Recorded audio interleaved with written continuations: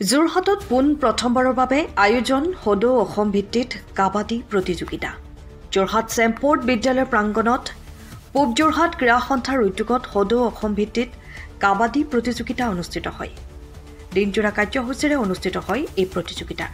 আৰম্ভণিতে পুৱা পতাকা উত্তোলন কৰে যোৰহাট ক্ৰীড়া সন্থাৰ সভাপতি শান্তনু পূজাৰী আৰু যোৰহাট কাবাডী সন্থাৰ সভাপতি পিকলু ৰয়ে। উল্লেখযোগ্য যে প্ৰতিযোগিতাখনিত অসমৰ ২০টা দলে অংশগ্ৰহণ কৰিছে। পোন প্ৰথমবাৰৰ বাবে আয়োজন কৰা সদৌ অসম ভিত্তিত কাবাডী প্ৰতিযোগিতাখনিয়ে নতুন প্ৰজন্মৰ বহুসংখ্যক খেলুৱৈ কাবাডী খেলৰ প্ৰতি উৎসাহী কৰি তুলিব। ইয়াৰ পাছতেই চেম্পৰ্ট ফিউচাৰিষ্টিক বিদ্যালয়ৰ সঞ্চালক তথা প্ৰতিযোগিতাখনিৰ অন্যতম গুৰি ধৰোতা দিগন্ত দত্তই সকলো দললৈ শুভেচ্ছা জ্ঞাপন কৰে। যোৰহাটৰ পৰা নয়ন ফুকনৰ ৰিপৰ্ট, পোহৰ লেভিট। এখন প্ৰাইজ মানি কাবাডী টুৰ্ণামেণ্ট আয়োজন কৰা হৈছে আৰু এই যোৰহাট কাবাডী ছিজন 1 আমি পূব Jorhat sports academy, east Jorhat sports academy আৰম্ভ কৰা হৈছে। আমাৰ বিশেষকৈ উদীয়মান ক্ৰীড়া প্ৰতিভাসমূহৰ বিকাশৰ কাৰণে তাৰ লগত সংগতি ৰাখি সংগতি ৰাখি এই টুৰ্ণামেণ্টখন আমি আৰম্ভ কৰিছোঁ। ইয়াত আমাৰ যোৰহাট জিলা কাবাডী সন্থাই সম্পূৰ্ণ সহযোগিতা আগবঢ়াইছে আৰু অসমৰ বিভিন্ন ঠাইৰ পৰা অংশগ্ৰহণকাৰী দলসমূহ আহি আমাৰ মাজত আহি উপস্থিত হৈছে আৰু আমি যোৰহাটত আৰম্ভ কৰিলোৱা প্ৰথম টুৰ্ণামেণ্ট হিচাপে যোৰহাট নগৰত আমাৰ কাৰণে উৎসাহজনক কথা। মই সকলোকে যিবোৰ মোৰ টীম আহিছে, অসমৰ বিভিন্ন ঠাইৰ পৰা ক্ৰীড়া সংগঠকসকল আহিছে, সকলোকে আন্তৰিক ধন্যবাদ আৰু কৃতজ্ঞতা জনাইছোঁ আৰু এই টুৰ্ণামেণ্টখন আমি ভৱিষ্যতলৈও অব্যাহত ৰাখিবৰ কাৰণে আমি চেষ্টা চলাম। এই কাবাডী খেলটো গুৰুত্ব আচলতে আমাৰ গাঁও অঞ্চলত বহুত বেছি পৰিমাণে আছিলে এটা সময়ত বা আছেও, কাৰণ খেলটোৰ বাবে খা খৰচ বিশেষ একো নাই।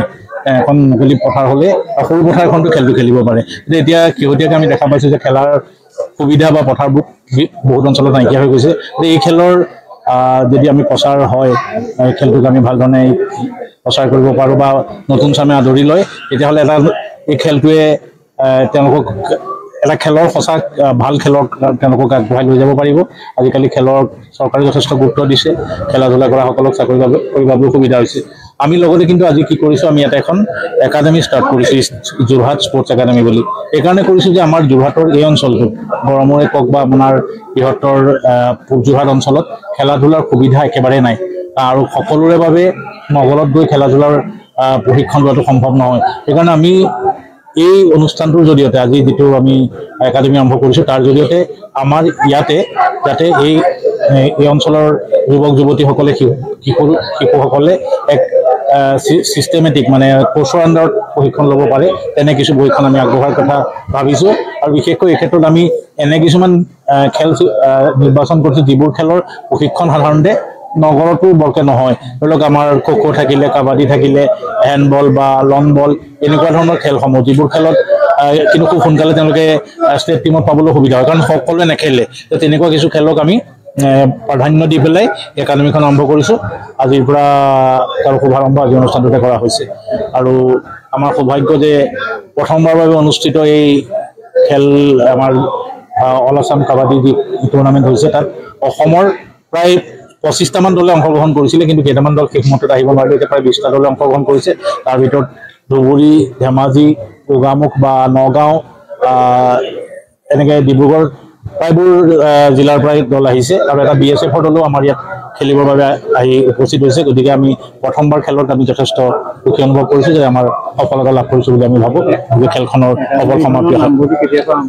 একাডেমীৰ নামভৰ্তি আমি আজি আচলতে আৰম্ভ কৰিছোঁ। অহা সপ্তাহৰ পৰা আমি একাডেমীৰ নামভৰ্তি কৰিম আৰু খুব কম মূল্যত যাতে আমাৰ গাঁৱৰ অঞ্চলৰ ল'ৰা ছোৱালীকো আমি জাষ্ট প্ৰশিক্ষকৰ বাবে যিটো খৰচ হয় সেইটোহে আমি ল'ম, তেওঁলোকৰ বাবেও যাতে আমি তেনেকুৱা খেলসমূহ ইয়াত শিকাব পাৰোঁ তাৰ ব্যৱস্থা কৰিছোঁ দিছে।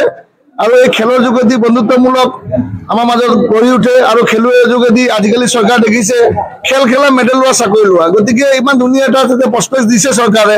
গতিকে আমি খেল খেলিব লাগে, বন্ধুত্ব বজাই ৰাখিব লাগে, শাৰীৰিক মানসিক চব বিশ্বাস কৰিব লাগে আৰু আমি জিকিব লাগে আৰু আমি চাকৰি ল'ব লাগে।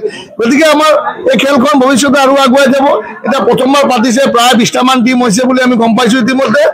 অহাবাৰ আৰু বেছিকৈ হ'ব আৰু বহল ভিত্তি পাতিম। আপোনালোকে দেখিব যে আৰু খেলখনৰ যাতে যথেষ্ট প্ৰচাৰতা আপোনালোকৰ যোগেদি বৃদ্ধি হ'ব বুলি মই আশা কৰিছোঁ আৰু ভৱিষ্যতে এই খেলখনৰ যোগেদি যোৰহাট ডিষ্ট্ৰিক্টৰ পৰা সৰ্বভাৰতীয় পৰ্যায়ত যাতে ভাল খেলুৱৈ ওলাব আৰু খেলুৱৈৰ যোগেদি যাতে আমাৰ যোৰহাটৰ নাম হ'ব বুলি মই আশা কৰি আছোঁ।